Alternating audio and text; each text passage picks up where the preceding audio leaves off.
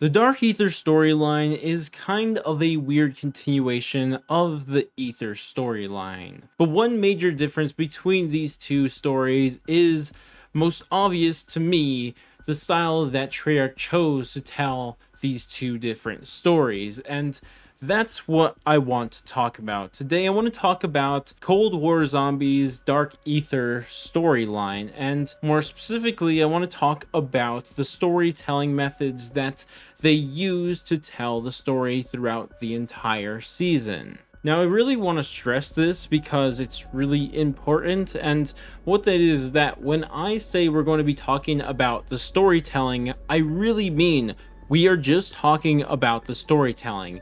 In this video, I do not care to analyze if the cutscenes were good, the radios were good or interesting, or even if the characters were good characters or not.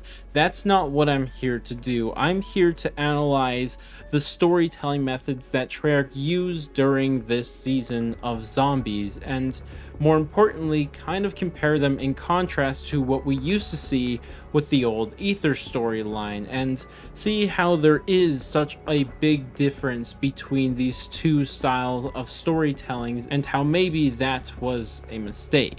Regardless though, this is a long video and there's a lot of examples I'm going to be going over throughout this video, so I don't think we should waste any more time on this intro, and we should talk about the storytelling and its methods that Treyarch used in Cold War Zombies.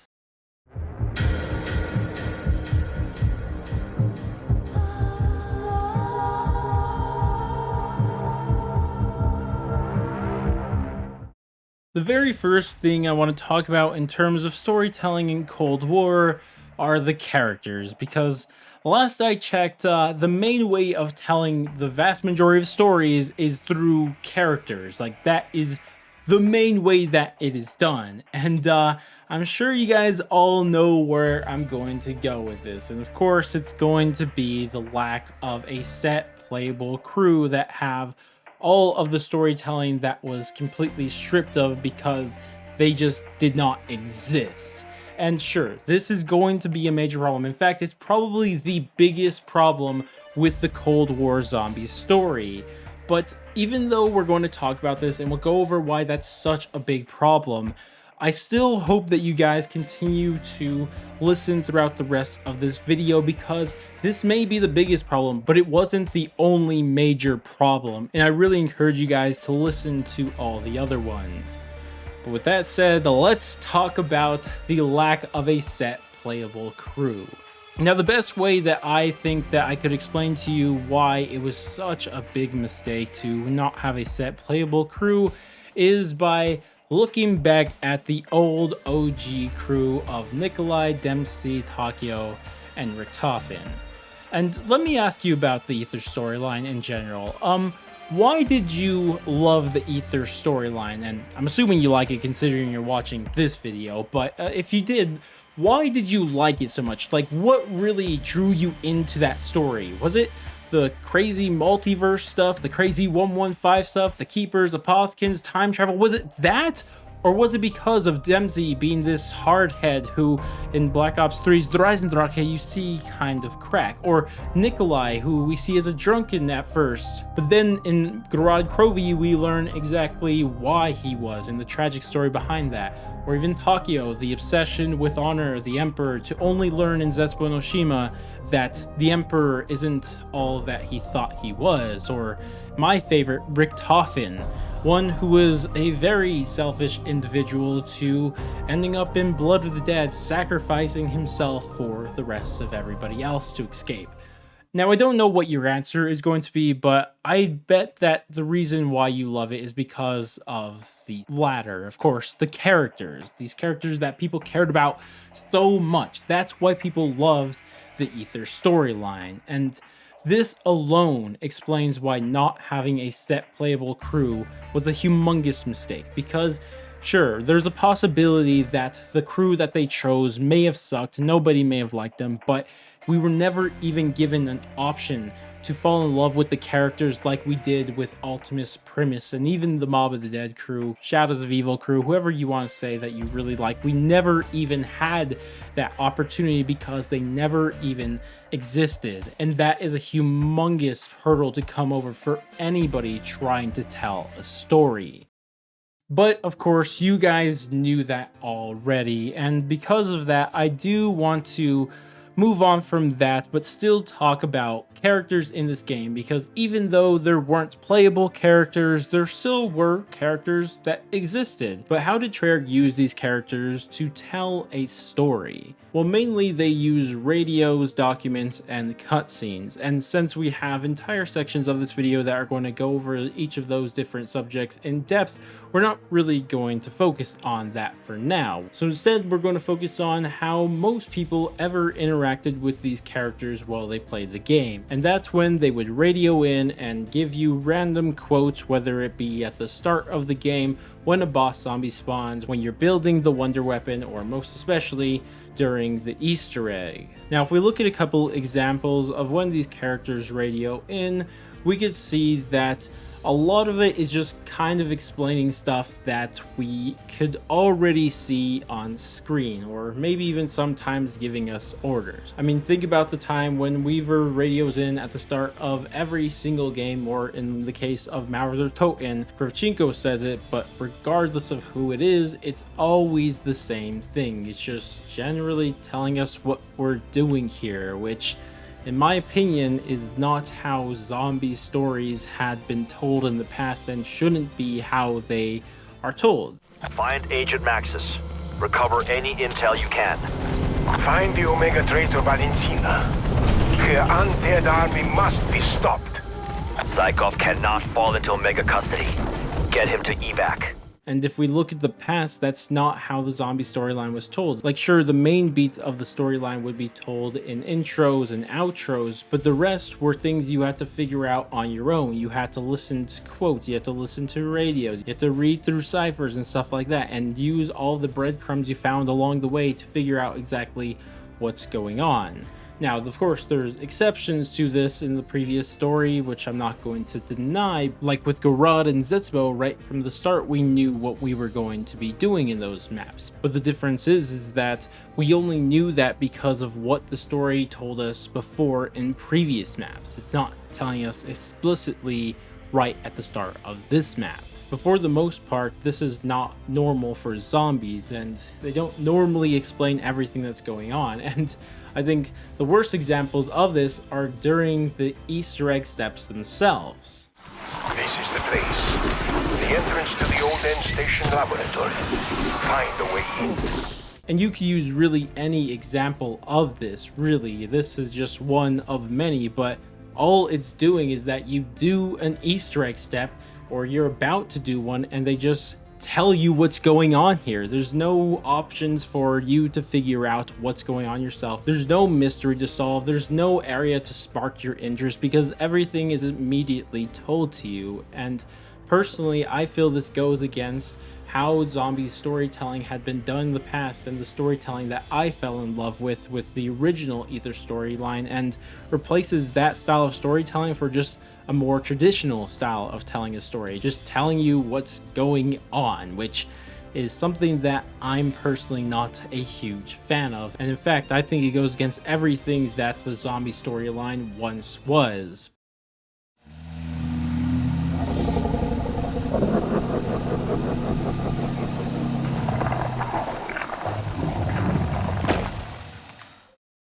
Another avenue that Treyarch had at their disposal to tell a story in this game are the radios, and to me, I think the radios were probably the biggest letdown in terms of storytelling in this entire game.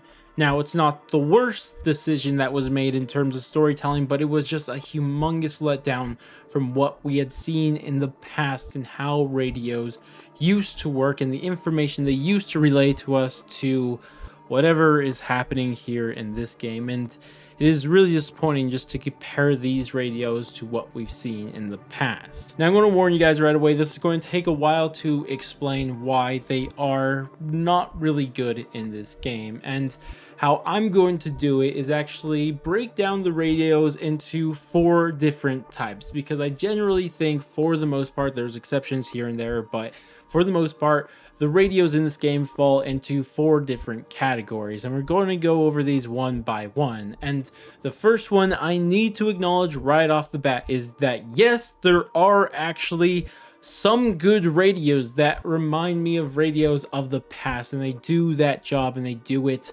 well. But unfortunately, that is the vast minority of these radios. The majority of these radios do fall into the other 3 categories that I would say aren't really great. And with that said, let's move on to the next one, and our first bad one, and these are what I'm calling the useless radio. Radios that are radios for the sake of being radios and rather shouldn't exist to begin with, or should exist in some other form. And there's a lot of these, but the one I'm going to use as an example here is a radio from Forsaken by Ravnov. This is it, Requiem. The day of reckoning. Today, we wipe the name Omega from the history books, and we begin anew. Building a better tomorrow for our children to look back upon with favor, not regret. I have you to thank for that. So after hearing that radio, let me ask you this. What new information do you know now that you didn't know before you heard that? Like, what information did it relay to you? Well, literally nothing, because it's not giving us any new information. It's not hinting at something in the future. It's not being cryptic. It's not like being foreshadowing or anything like that. It's not doing anything like that. What this radio is doing is trying to hype us up for this final battle.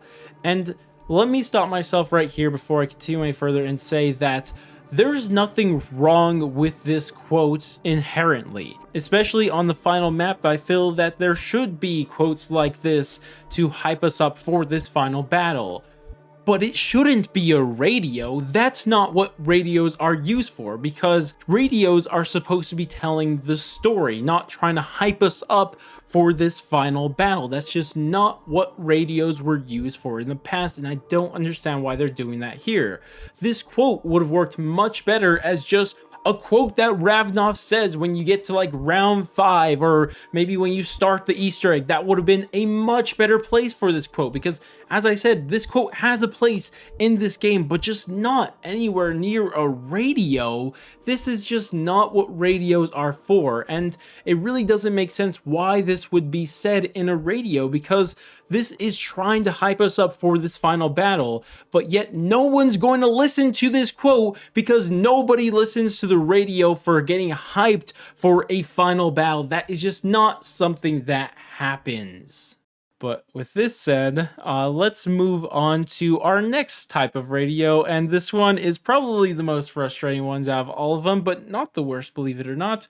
But they are the straight out dumb radios. Like, these radios just, it really makes me feel like Treyarch is questioning my intelligence. Like, it's so frustrating hearing these. And the one I'm going to play for you is actually on the map Forsaken by the Forsaken himself. When Sarkov was asked to deactivate the machine, he knew it was a death sentence. Yet he did it anyway. Do you know why? He believed in something greater. That his actions would make a difference. He was fighting in a war to end all wars. This was his chance to ensure the world would find peace. But then he watched from the dark ether as his world grew more divided than ever. Sides became entrenched in new ideals, refusing to bargain or negotiate. The opportunity for world peace wasted. So if you guys don't understand why that is just an incredibly frustrating radio to listen to, let me just ask you this. How old are you? Are you above the age of 7? Because what just happened here in this radio was literally something that happens in children's cartoons, right? This is just the Forsaken, the big bad. We're about to fight him where he thinks he's won because he just escaped the Dark Ether, and now he's going to spill out all the beans of, oh, this is why I'm evil and this is why I'm doing all these evil things. Like, literally, it's from a children's cartoon. Why are we telling a story like this? Are you questioning the intelligence and the age group of who is paying attention to this story? Because last I checked, this story is overly complicated and children are probably not going to follow it. So why are you treating us like children? We do not need things like this because this is what they do in children's cartoons, not in a storyline that had normally been taken serious in the past. And all this does is make me take the story that much less serious. And I don't really think I need to explain anything further here of just these bad radios, because they are just bad and they don't really need any further explanation. But now it's time to get into the final type of radio that we have in this game, and this is going to take a little bit more to explain why it's such a problem, because in my opinion, these types of radios are what hurt this Dark Ether story so much. And that's just not something radio should be doing. Radio should be advancing the story. They should be doing what we expect radios to do in the past, but yet I think these hurt the storytelling that we have been used to in the past. And unfortunately, these types of radios are what make up the vast majority of the radios in Cold War. And what do I call this type of radio? Well, I call it the over-explaining radios. The radios that explain every little thing that just doesn't need to be explained in a radio to us. And to really show this off, I'm going to play you guys a radio from Mauer der Toten. Rico! God damn it, Jack. You pissed the bed again? That metal bastard's in my room! Hello, Agent Rico. May I ask why you are carrying that baseball bat? Do you want to assist in the killing of Agent Jack? What the... Oh, Honestly, I think I can do it myself. son of a... Get your hands off! Let him go!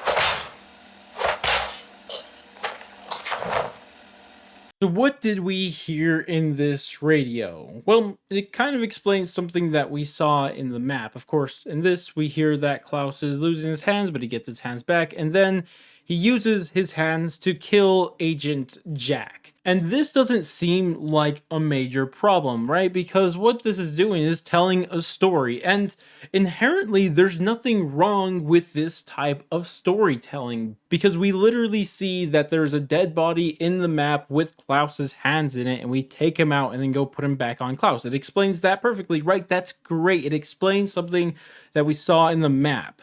But in my opinion, I think that even though this isn't bad storytelling, this is not what storytelling was in Zombies for the longest time.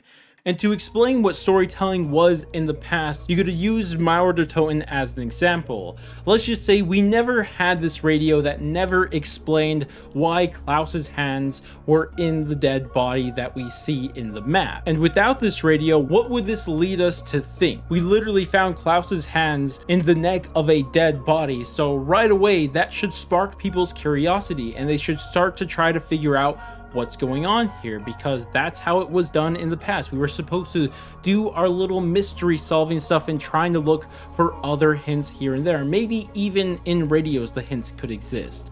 But for the most part, radios never really explicitly explained what happened. There are exceptions to this, obviously, but for the most part, that's not what radios were. They were not there to explicitly explain why something so little as this was the case. And in the past, it would just be up to the community to try to think of a theory for why things were the way they were. But with this radio explicitly explaining what happened, it completely destroys any sort of curiosity that we possibly could have had for why things in the map are the way it is, because there's no need to think about it because they explain it to us exactly. There's no need for community theories. There's no need for people to try to look for other hints around the map or anything like that. That is completely gone here. And in the past, that was how the story was told. The story was told alongside the community. It wasn't just Treyarch telling us directly the story.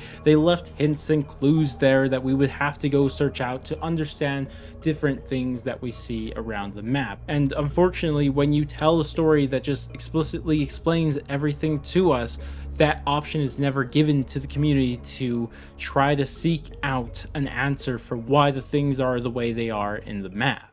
And this kind of goes over all the different types of radios and why I think a lot of them are really poorly done. But I want to actually play you guys one last radio to really make my point here. And it's actually not from Cold War. Instead, what I want to do is actually play you guys a radio from the Giant to see the contrast in how the radios were used in the past compared to what we just saw through these last few examples. Hey, other me. If you're hearing this, then it means that something's gone foobar. We're going to plan B. Stick to that crap bastard like glue. We need to find out what the hell he has been doing and what he's going to do. We may be able to get a fix on your location if you can trigger one of the paradox visualizations. Good luck. We're all counting on you. Oh, wait. Whatever you do, don't get too close to the radioactive beacon. It makes your hair fall out. Now, I know that this radio in the end never actually had any sort of payoff because the storyline was rushed to finish and stuff like that, but it still is a really good example of what radios were in the past, because this radio is incredibly cryptic and leaves you a lot of crumbs that maybe you could follow to try to figure out exactly what Dempsey's talking about here. I mean, just look at everything that's saying here. Like, first off, just the idea that Dempsey is talking to another him and that their mission has gone foobar. Right away, this leads to a ton of speculation immediately that this must be a future version of himself and that the plan they were doing has failed. But what was that plan? How did it go foobar? It leaves a lot of questions and leaves a lot of curiosity what's going off just after the very first sentence. But it keeps going, because the next thing he says is that it's stick to that kraut like glue. We need to find out what the hell he's been doing, what he's going to do. And this is also incredibly interesting because obviously he's talking about Richtofen here, right? So right away we could start to figure out, oh wait, does this mean Richtofen's going to betray them? Is that what's going on here? Because they don't know what he's been doing, what he's going to do, what is he going to go on. But another thing in that exact same line is that he referred to Richtofen as a kraut, which is interesting because Primus Richtofen is not a kraut, because what a kraut refers to is a Nazi. So if Primus Richtofen is not a Nazi, this means that he's not talking about Primus Richtofen. Instead, he's probably talking about Ultimus Richtofen, which right there is a huge revelation on its own, because that means that Primus Dempsey for some reason was interacting with Ultimus Richtofen. Wait, what's going on there? A ton more options to be curious about and to make theories about. And it keeps going though, because from there we hear that he wants us to trigger the paradox visualization, which is just the beacon on the Giant, as we are all pretty familiar with, which is a ton of more speculation that you could do there. Wait, why is he looking for our location now? I mean, what's going on with that? Are we going to try to interact with the future and try to change what happened, or what's going on there? And then, of course, to finish off this radio, we hear that stay away from the radioactive beacon. It makes your hair fall out, which is the smallest thing out of all of this, but again leads to a ton of speculation on what that would possibly mean. And in real life, this led people to believe that maybe Dempsey was the bald guy on the First Strike poster, but maybe even it's explaining why Gersh is even bald and maybe he was next to her or something like that. Like, it leads to so much curiosity, so much speculation, and so many theories from this single radio. And this is what I used to love so much about the Ether storyline. Radios like this,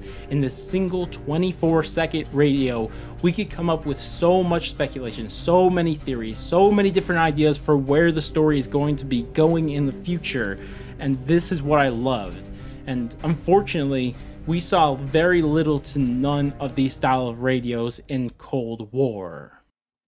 Now, originally, I was going to end the radio section right there, and I probably should because of how long it already is, but there's just one last thing I need to talk about because I feel like this is the reason why the radios are the way they are in Cold War. And what it has to do is with the sheer amount of radios that exist in this game. And when I say the sheer amount of radios, I really mean there is a lot of radios, like an insane amount of radios. Because what I went and did was go through all of the radios to see how long would it take to listen to all of the radios in one sitting. How long would that take you just for the Cold War radios, like every single one?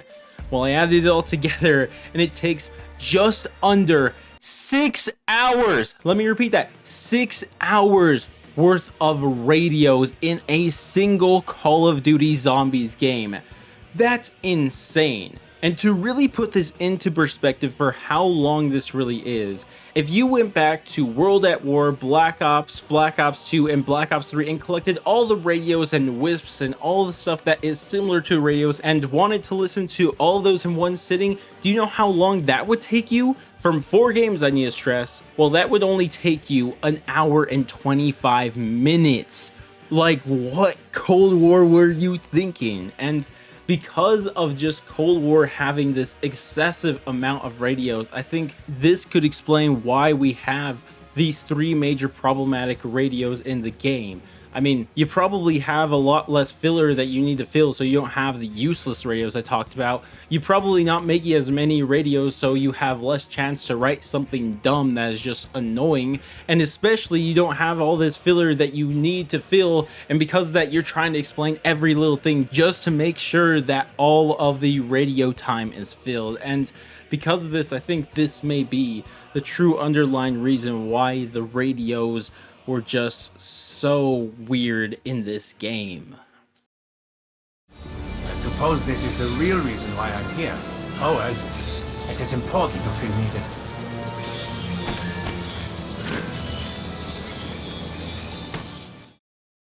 Ever since Black Ops 3, cutscenes have been the main way that Treyarch has told their stories, and Cold War keeps up this tradition. In this game, it's just like everything we've seen since Black Ops 3. All of the major plot points, cliffhangers, reveals, and everything that you would expect out of storytelling is mainly shown in these cutscenes. And for the most part, I think that the cutscenes that we did have, with a couple exceptions, do a pretty good job at relaying the story to us. I think of the Forsaken cutscene where we see Samantha go into the Dark Ether and trap herself there, of course unable to stop the Forsaken army from coming into this world, which is a whole cliffhanger of itself. Then later in that same cutscenes, we had 2 other cliffhangers with the reveal of the director being Eddie and also Peck doing whatever that is. But not only that, it had a lot of loose ends tied up with all of the people that worked for Requiem then being arrested and all that crazy stuff. Also the Forsaken being trapped in the Sophia orb thing and all that stuff. And even before that, it's not just Forsaken, it's the maps before that with Maurer Towen. It did everything we wanted. Of course, we have Valentina being defeated, then we use literally her to take this bomb into the Dark Ether to close this gateway between the 2 worlds and stuff like that. And I could go on with all the other ones. Of course, Firebase Z we could talk about, which is kind of the weakest one out of all of them, but I think they all do a pretty good job of storytelling.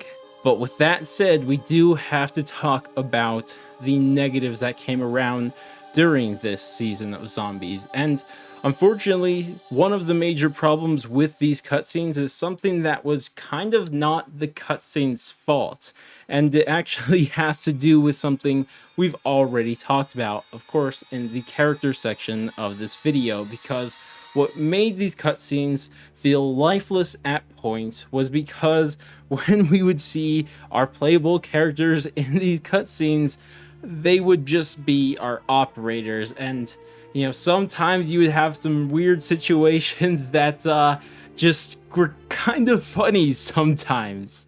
Requiem!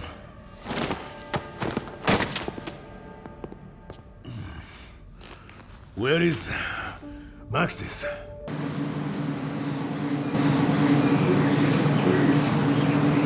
And because of things like this, and then also some other weird things that would happen, it just made these cutscenes feel awkward and lifeless. And that is just something that is not the cutscenes' fault themselves, but another decision that was made earlier on with the choice of trying to tell this story without a set crew. But that's not the only problem with these cutscenes, because I think kind of a much bigger problem with these cutscenes was the lack of the ability to tell a story in these cutscenes, because there were just way less cutscenes. And you guys may be thinking that I'm talking about the Machina's ending not really having a cutscene, which is true, and that's kind of annoying on its own. But something that I don't understand why people don't complain more about is that there were literally 0 intro cutscenes for any map on this game. Not a single map had an intro cutscene. I mean, some people will argue that the Machina did, but it's not really an intro cutscene. And that's just something that I think was really missed, and I feel like it really held back any sort of storytelling they could do, because a whole avenue that they had to tell a story was completely wiped off. And because of this, it really felt to me that we were missing out on so much potential storytelling that we know they could do, because the ending cutscenes were already pretty good and we could have had that same storytelling in intros, but unfortunately that was just not the case.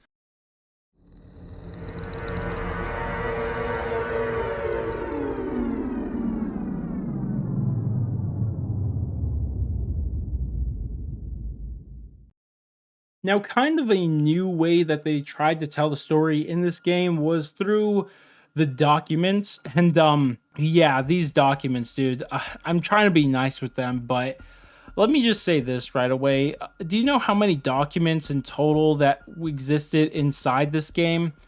There were 223. Bruh, that's an entire novel worth of papers to read through. Like, what?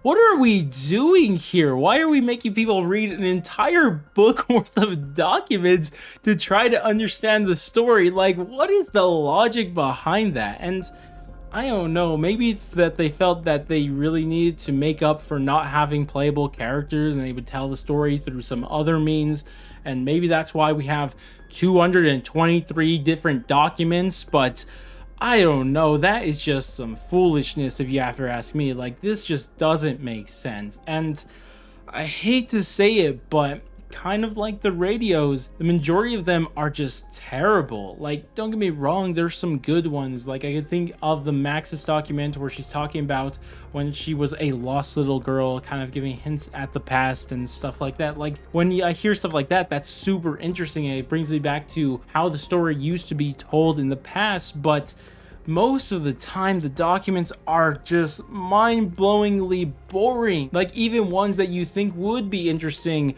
by the time you're done reading them, are incredibly boring, and also they're just so freaking long to read through. And let's just use an example right away. Let's use this document. This is literally just a random document. I went and screenshotted. I didn't like purposely choose this one for an example. I literally just randomly went and clicked on one, and let's read through this thing. So what it's called is Operation Bullard Approved. Dr. Vogel, it's my responsibility to inform you that the Reichstag has officially approved your proposal. You may prepare to send military task force through the dimensional aperture at End Station. Should the war continue at its present course, the survival of the Reich must be ensured. The undertaking was Christed Operation Bullard by the High Command. The reference to the Norse god who rose after death is not lost on me. And we could continue reading this, but that we have to at least stop at that line right there. What are we doing here? Like, in the past, when we heard something was called something, like, let's pretend that this document doesn't exist and we just heard of the name of the operation, right? If we just hear about the name of the operation, we hear it's Operation Bullard. Hopefully I'm saying that correct. I don't actually know. Regardless, though, when we would hear that, what would happen in the past is that Treyarch wouldn't explicitly explain every freaking little detail about the story, and what instead would happen, we would then hear about the name, someone's curiosity would spark and try to look up exactly why the name of this operation is called Ballard, and they would go look it up and they would find out it's a Norse god and realize what the Norse god is, and then from there we could try to do theories on what this operation is about. But instead, we never have that option because, like the radios, the documents over explain every single little detail, things that in the past was up to the community to solve yourselves. But instead, we never have that opportunity. We never have the opportunity to try to come up with theories. That is just not something that happens during Cold War story because they explicitly explain way too much. And this is just a major problem with the documents that continued over from the radios, and it just doesn't make sense to me how you could continue to make this mistake, and it's just so frustrating. And I don't know what else I could really say about these documents. They're all so long. There's a whole novel worth of them. They're just overly explained stuff, or rather the vast majority of them are giving us information that no one cares about. It's the same problems with the radios that I don't want to go over again, but it's just that I don't get it, Treyarch. I really don't get this. I want to give you guys the benefit of the doubt here, but this just doesn't make sense. What is happening here? What are we doing here? We're destroying any semblance of what the storyline used to be and how the storytelling used to be, and it just doesn't make sense for why we are doing this.